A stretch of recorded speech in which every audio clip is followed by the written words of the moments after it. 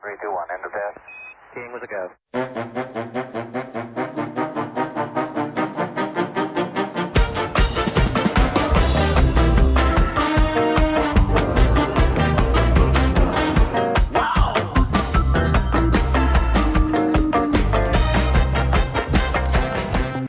Well, hello there, and welcome to another edition of Warbird Wednesday. My name is Fred Bell. 7 years ago, we were headed down into seaplanes, and we're continuing to do that. I want to thank my sempiternal assistant. That was a fun one. And also, I want to thank him for making me properly coiffed. And this could go, first you had Napoleon, and then this is another period headdress, so to speak. But I don't know that their heads were that conical, whatever you want to call it. So I'm going to go ahead and pull this off. Thank you for that. I'm going to toss it off camera. There you go, to the Kevin. Good catch by the Kevin. So today we're talking about the Felixstowe, the F5L. Now, we're going to use a Martin M130, something to fill my hands with, because finding a model of the F5L is not exactly easy. Some days we deviate from the road more traveled and go off into the proverbial weeds, and we are in that today with this aircraft. We go out into some unusual airplanes that you might not heard about, or we've done that with drones and missiles and all kinds of things.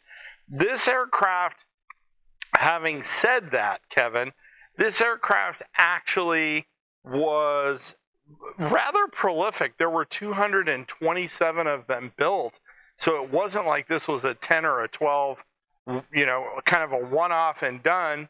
But what we saw here, now this is coming out of World War I, so about 1917, 1918, and what we're seeing is rapid aircraft advancement. So what would happen at this point in kind of the development of aviation is we had types coming in, more was understood in aerospace engineering and wing design and engines, and the airplanes had a very, very short lifespan. The other thing was we were going away from what, Kevin?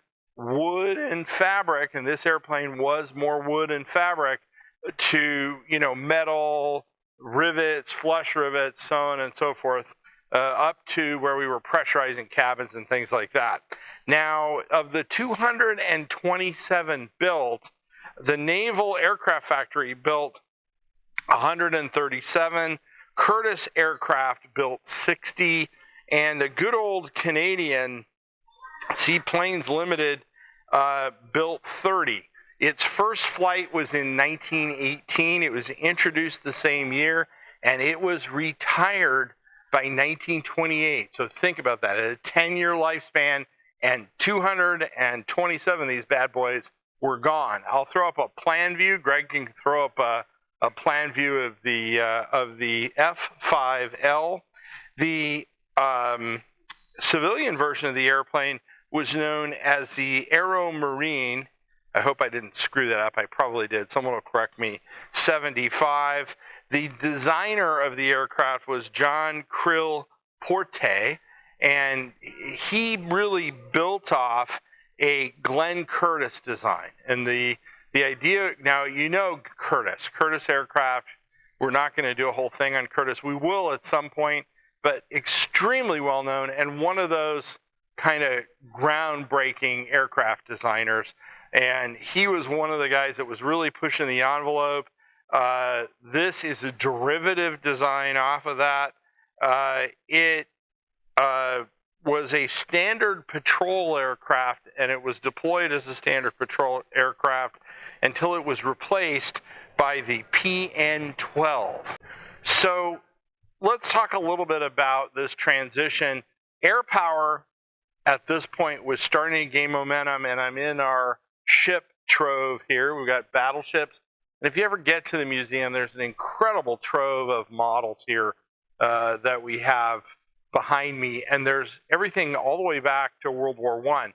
Now, the challenge with naval aircraft, and remember, seaplanes, again, why were there seaplanes at this time? Well, what is there, Kevin? Lots of water. And you don't need airstrips. You can take a seaplane, put it down. You have to have fuel. Submarines could fuel the aircraft in a cove or whatever, and then they could go. They didn't need support facilities as long as their engines worked. But the idea behind that was that these seaplanes could be dangerous, or they could be patrol planes. Some of them were passenger aircraft, like we talked about last week with the Clipper. They were extremely dangerous in a military setting against capital ships. Now, Kevin, we're really getting into this. Kevin is becoming the new Greg, but why were they dangerous? They were dangerous early because the dreadnoughts at the time that were in the World War I and were coming out of that were designed to fight other dreadnoughts. They were not designed to have a lot of anti-aircraft guns on them. Now, you could retrofit machine guns and stuff like that on dreadnoughts and other, destroyers and cruisers and things like that, but they were learning, the surface ships were learning as much as the air crews were learning, and as soon as seaborne aircraft could carry a torpedo or a bomb, remember with at sea, if you got a near miss on a dreadnought, and if you dropped a bomb and it exploded, sometimes you'll see in the newsreels there'll be an explosion next to a ship because they missed. You could crack that plating and start leaking because you overpressure the hull plating. So the ship kind of lifts out of the water. They're not designed to do that. So you don't have to hit it to damage it. Now, dreadnoughts were designed for torpedoes, so they were not necessarily as susceptible to a torpedo as you might think. But in the rear of the ship, where the rudder and the screws were, they were very susceptible to potential damage. If you put a torpedo into the rudder or into the propulsion system, into the screws, you were in real trouble. So naval commanders were just starting to figure this out. And these seaplanes, whether this was classified as a patrol aircraft, but they could be armed and they could be extremely dangerous. Now, this aircraft was big enough that it carried 11 people, so it wasn't teeny tiny. And it did a good patrol mission, like I said, until it was replaced. Now, the thing I want to salute today is Curtis and all of these early pioneers.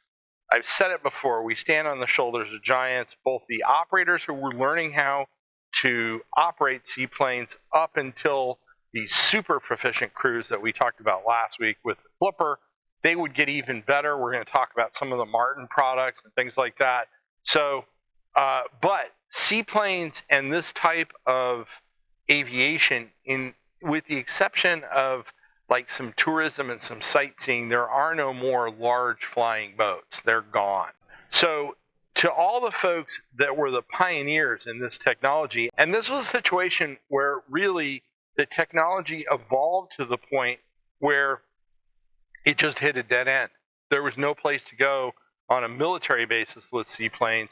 This was really towards the end of World War II, but at this time, they were incredibly viable airframes, and they were used for many things.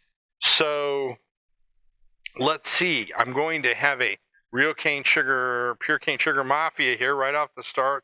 A Malta Goya. This is a Classica.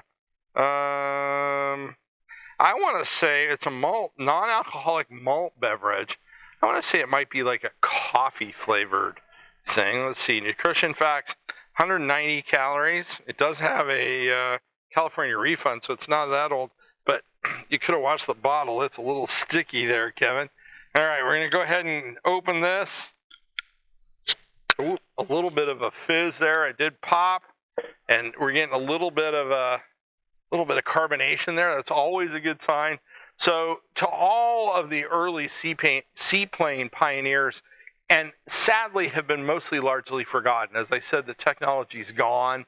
other than in a classic example, and you might have some interest in this type of flying, classic flying, they're completely gone. And to those folks, I salute you.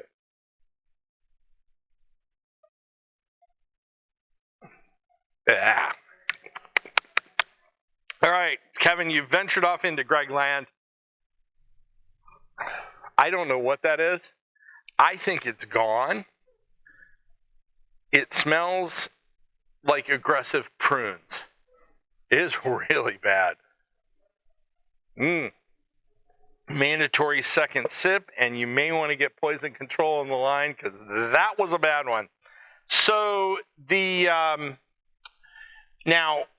as these aircraft evolved, as I fight with this one here, as these aircraft evolved, they also had really kind of evolved into this airplane over its service life, evolved into more of a passenger carrying aircraft. And when they were taken out of military service, they could be modified where they carry up to 25 passengers.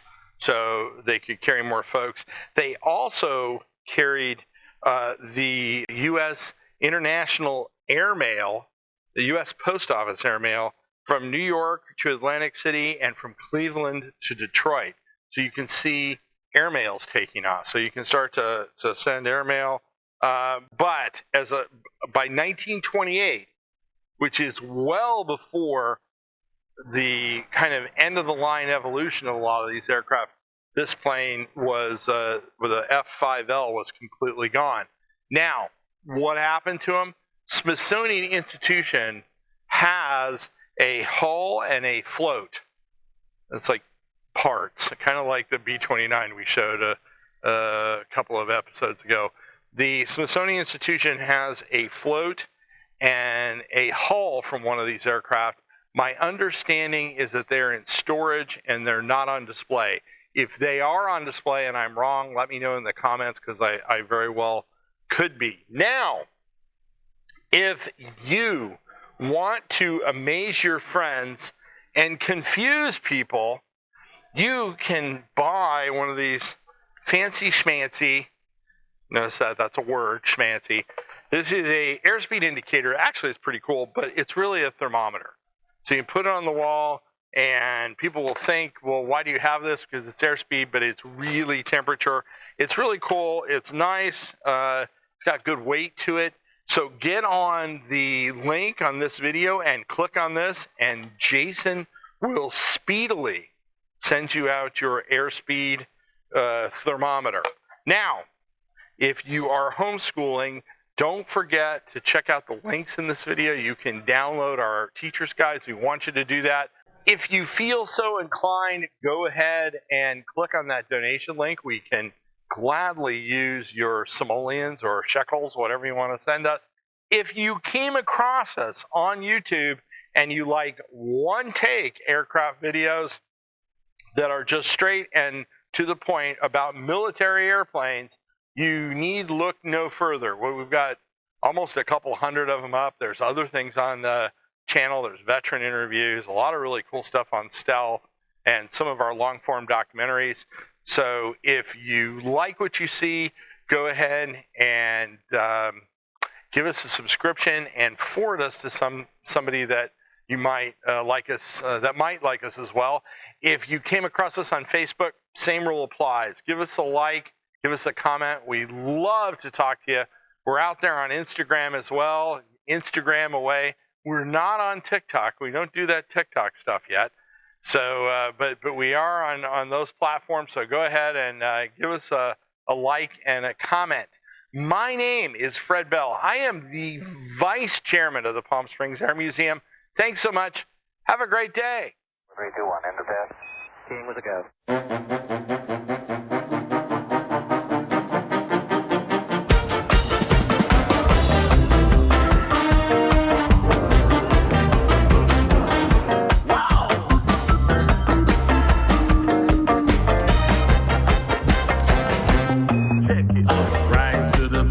Day, all my fears have gone away. I guess this means I'm here to stay. Yeah, I'm ready to fly, ready to fly.